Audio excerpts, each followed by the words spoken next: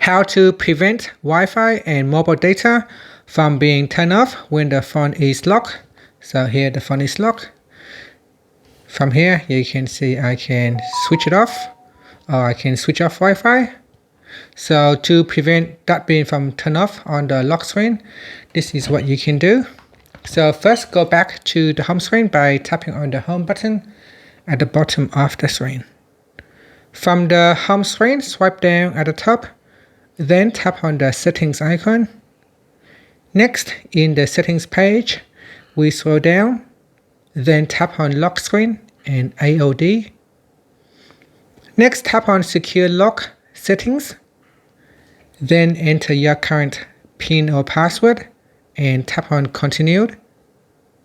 Now go down and tap on lock, network and security. Tap on the toggle button to switch it on. Once it is turned on, you will no longer be able to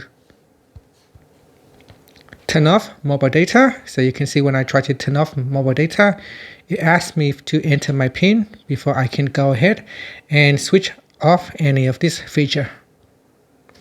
And that's it. So unless I can provide or verify myself, I will not be able to switch it off. And that's it. Thank you for watching this video. Please like and subscribe to my channel for more videos.